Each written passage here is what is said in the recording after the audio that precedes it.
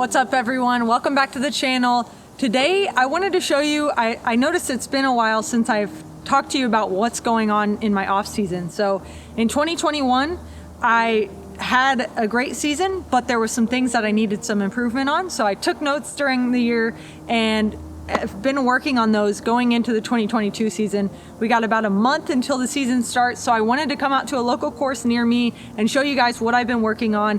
And what a better place to do it. Look at this beautiful fairway. I'm gonna love showing you what I've been working on. So join me, and hopefully after you watch this video, you get out to a course by you and play yourself. All right, so on a hole like this is 597 feet. I know that I can't reach the basket, but it's obviously just a dead straight fairway. So for me, I'm trying to take out of my mind that, hey, we're not getting a 2 on this, so let's just stay in the fairway. We don't want something to hyzer too much. We don't want something to flip too much. So what I've been working on this kind of shot is grabbing a passion, grabbing something that will flip up, but is not gonna ride hard to the right. And so just controlling my release angle on this to where I can get it to flip up, but I don't flip it too much and I don't get that hyzer at the end. So we're gonna throw a few passions here and really dial in the exact release angle.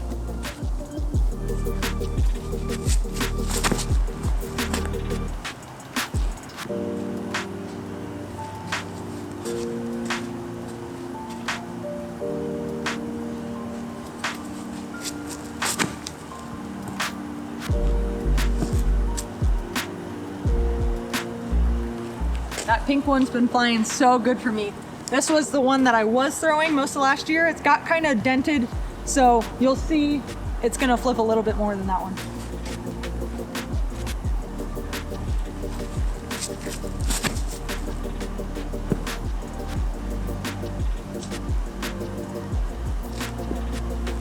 So almost all the pros that you hear from, you get advice from, they tell you, hey, have a bunch of the same mold in your bag. This is great for practice, for one, because you can throw multiple shots and not just get one shot in, but also because as they get different wears in, they fly slightly differently. So part of what I'm working on in this off season is learning the slight differences in each of those discs, so that when I walk up to this hole, I know, okay, I want to throw a passion, but now which stability do I want to throw it in? And for me, that pink one has been flying super well because I can put it on a slight hyzer and it flips up to flat. That other one, if I overpower just a little bit, it's gonna go right like you saw. All right, and both of the purple ones flipped over to the right side of the fairway, but I still have a gap. However, I won't be able to throw a backhand fierce, which is my preferred upshot. I'm gonna have to throw a sidearm up that left side. So this is actually something I've been working on a lot during the off season, is getting more confident with my sidearm. I've always had a sidearm that is decent, but in my mind, I'm telling myself, oh, it's not good enough. So I always just fall back on the upshot with the putter. So I've been just throwing it every day just to make sure that I get reps in with it and I feel more and more comfortable. So I've got the Undertaker here. It's a speed 9, so it's not a full high speed driver. So it's good for my arm speed on the sidearm. But I know it'll still hyzer out at the end.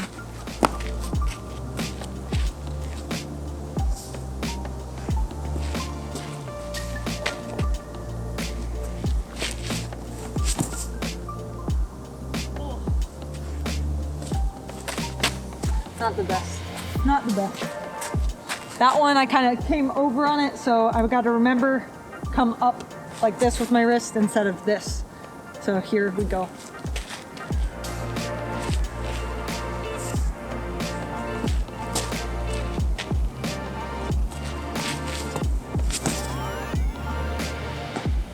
Oh, so much better angle, but too low. I'm gonna grab them, be right back.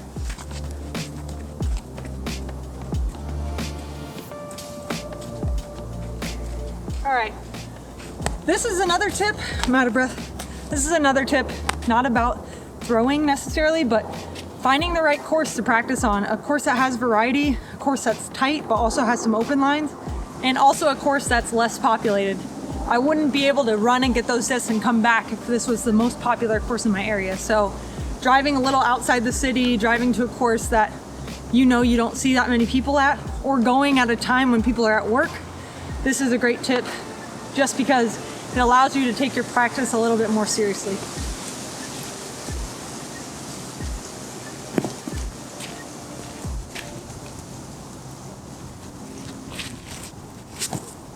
There we go. Woo! Now, I saw a girl's shirt on the plane in front of me a couple weeks ago that said, "Don't practice until you get it right, practice until you can't get it wrong." So even though I threw that shot even though I threw it well, I'm still gonna throw again and try to duplicate that shot.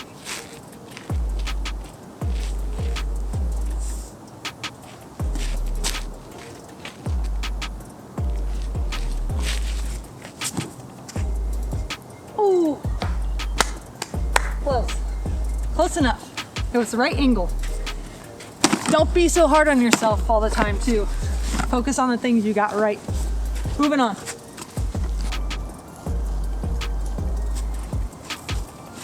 Oh, still worked out.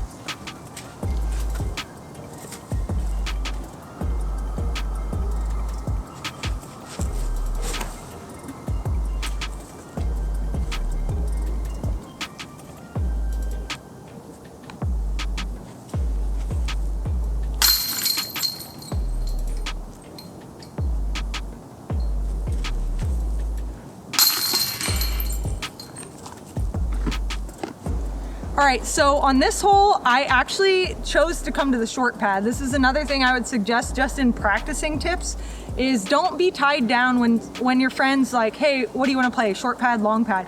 Don't be tied down to one specific pad. If you walk up to one of the pads and the shot shape isn't something that you're typically faced with, try the other one. Maybe it's a shot you need to practice more. So this one, I chose to go to the short pad. This is a perfect shot for me to dial in my Paige Pierce Buzz. This is from 2020, my tour series. I love this version of the Buzz because it's more stable than any other Buzz run I've seen, with the exception of the Buzz OS. But yeah, just normal Buzz. This is the most stable version. Also, they're so beautiful. So I love this shot shape for this disc because I can just swing it out to the right and I know with the stability it's gonna hook over to the left. 300 feet, so that's about exactly the distance I can throw these. So let's see if I can get it all 3 times.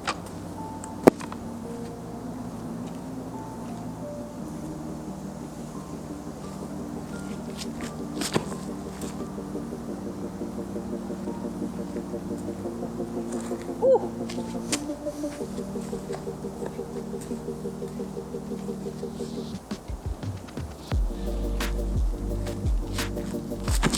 Oh, a little too early on that one.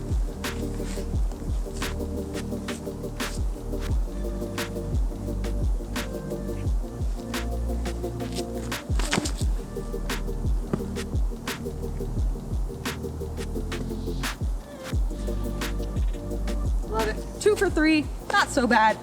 Hopefully next time we improve for 3 for 3.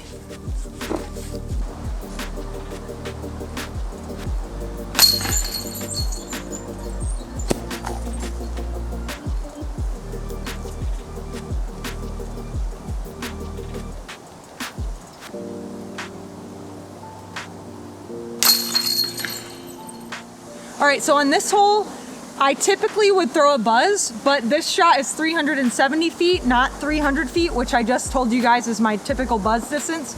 So I would actually club up to a Stalker, which, you know, if you love Discraft, a Stalker is a longer Buzz, basically. So that's what I'm doing here, clubbing up so I don't have to throw it as hard. Sometimes when I do that with my Buzz and I try to really get everything out of it, you guys know if you try too hard, you tend to grip lock. So we want to avoid that and try, especially for myself, this is something I'm working on, is trying to get more accuracy while I'm powering down. So I'm really a big fan of just ripping it as hard as I can, but I've been working on trying to be a little bit more smooth, and that's why I've been trying a lot of shots like this with the Stalker instead of ripping the Buzz as hard as I can. I wanted to take a quick second to shout out whoever it was at the Masters Cup last year that gave me this Stalker. I've been loving this. Look at this freaking die. This is so beautiful. Also, Alyssa hates when I say frickin', so sorry, babe.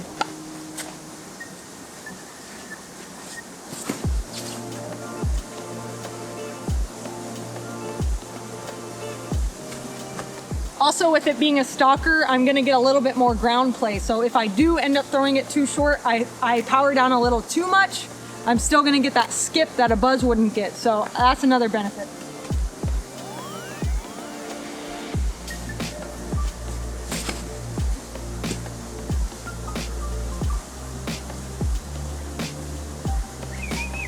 As you can see, that shot still needs more work, but luckily I still got a month left.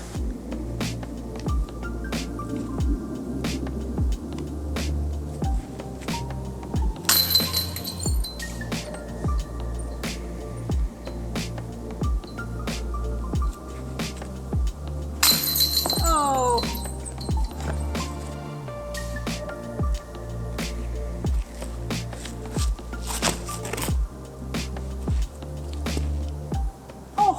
I aced it. Woo! Obviously a perfect hole for the Fierce, but now I gotta do it twice.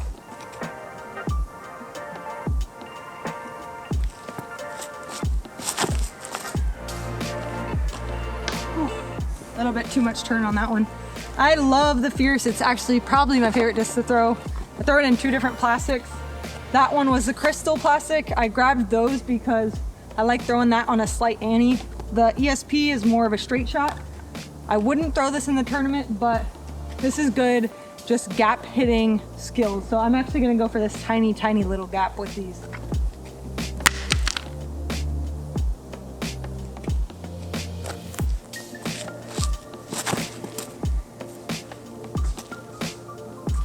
All right, a little low, but I hit the gap.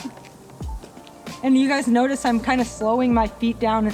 The tighter the gap is, I'm trying to go slower with my body so I know my timing's more precise.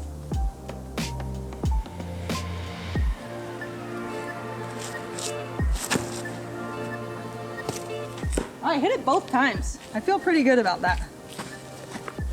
Another benefit of practice is that you don't have to play from where it lies. On a shot like this, I'm 90 feet from the basket, so I know I'm not typically gonna make it, but it's super easy to get up and down.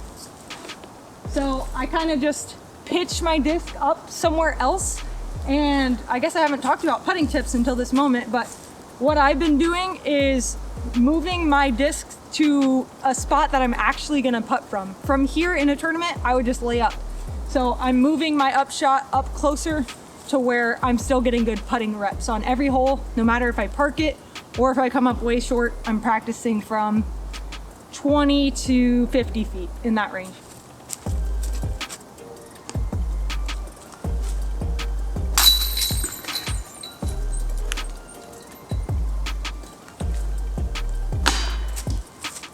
All right, this type of hole is a hole that I actually get like scared of when I walk up to.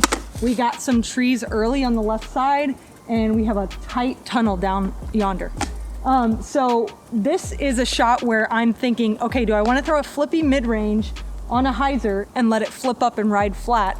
I think yes, because that gives you the most room in the fairway, but that shot's hard, as you saw on, I think it was hole 4 where I threw the soles. That shot's hard to commit to, but if you can get it, it's so beautiful. And that's my favorite shot to throw in disc golf, is like a flip up that glides over to the right. So I am gonna throw those just so I get more comfortable, but I'm also gonna try a flexi sidearm with passions. So you guys, I hope you've seen my throw in from a sidearm with a passion at the Ledgestone Open. If not, go check it out. But just because I made it that one time doesn't mean I'm a professional at this shot. So I still like to practice that slow-ish fairway driver, speed 8, on an Anheuser turn and let it come back. So I'm gonna practice both of those. 7 shots, I know, but that's the benefit of having an open course.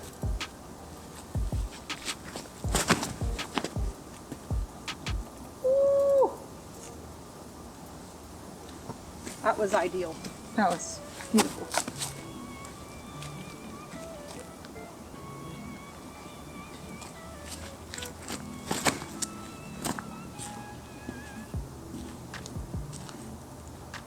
Wow. 3 for 3. Come on.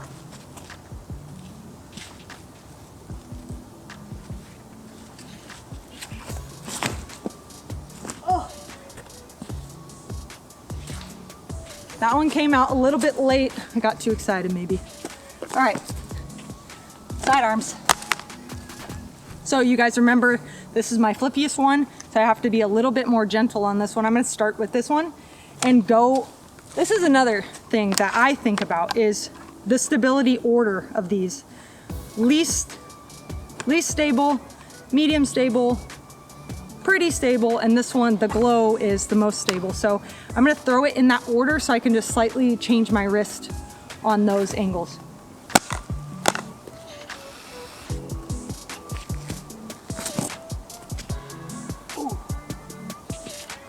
Okay, a little bit too much turn, but I feel good about that release. This is not a very comfortable shot for me. I think this is like Germ's level of expertise or higher would throw this shot.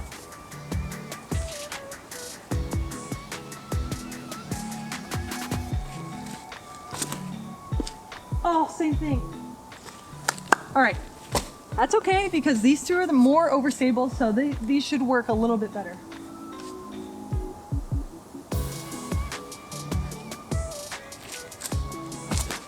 Yeah.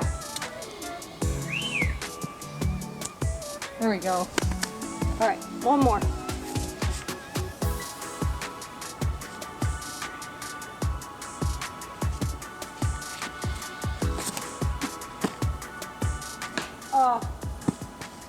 All right, it's good. We got some off the fairway because that's actually something else I've been working on is scramble shots. Two things in particular with scramble shots. So let's see if where I'm lying up there actually applies. All right, so the second passion I threw, this purple and yellow one, is a little bit on the left side of the fairway. I have two different options. This is actually exactly what I wanted to talk to you guys about, what I've been working on with scramble shots this off season. So it's a lot about decision making. What is your highest percentage? And for me, I told you guys my favorite shot to throw is the putter anhyzer. So in a tournament, I would throw this shot, but I also need to practice the other way because let's just pretend that that's just a wall of trees and that shot's not even there. So I've been practicing a lot is the sidearm Annie with a slower disc and just getting it to fly almost like an Ultra Star or a catch frisbee, where you just, it's all in your wrist. You don't really arm it at all. You just kind of pop your wrist on that slow spin, and it's been so fun. It's been frustrating because it's an easy shot to mess up, but once you get it, it feels so good. And how I've been practicing is actually playing catch on the beach. So I'm gonna throw them both. You guys tell me which one you think I should rely on in the 2022 season.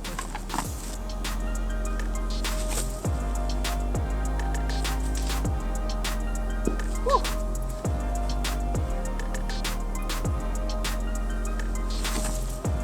Oh. All right.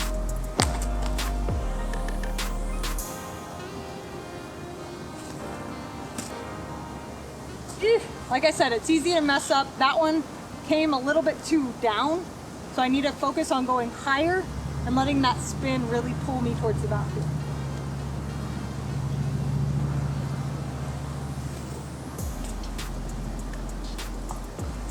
A little too much anhyzer. I'm gonna go grab those and correct my angle. There we go.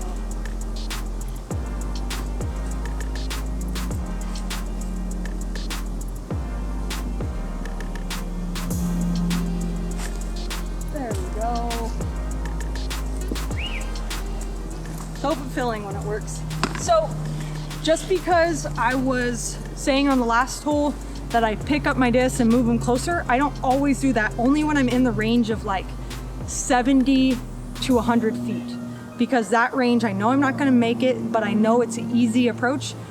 When I go off the fairway, you definitely wanna keep practicing those because you have to scramble to save par, or on a par 4, even if you shank it, you still have a chance to get that birdie. All right, so that does it for today's video. I hope that you enjoyed getting to be a fly on the wall or fly in the trees with me. No other people on the course, so it's cool to have you all with me virtually. And I hope that if you learned anything from this video, it's that think about when and where and who you're practicing with. Make sure that you have enough time. If you're playing a casual round, that's one thing, but if you want to actually go practice, it doesn't have to be field work. This was pretty much field work with trees in the way. So think about that. Go out somewhere that's not busy and practice all the shots that you aren't good at and the shots that you are good at, and just keep getting repetition in with them. So I hope you enjoyed getting to see what I've been working on this off season. I got a month left. Let me know what else you think I should work on. Let me know what you think, what shots you thought I threw the best and what I should rely on going forward in the 2022 season. And also, thank you so much for cheering for me. Thank you to my Patreons. Thank you to Discraft, obviously, who have provided me with all these amazing discs. And if you noticed, I actually today only threw Paige Pierce signature discs. So thank you to Discraft for providing me with a lineup of discs that I have my name on, that I feel so confident in only throwing those. It's pretty amazing to go out on a course and see that. So thank you all who have supported my discs, Discraft, grip equipment, this bag, and everything Paige Pierce. You guys are so appreciated and loved. We'll see you out there in the 2022 season.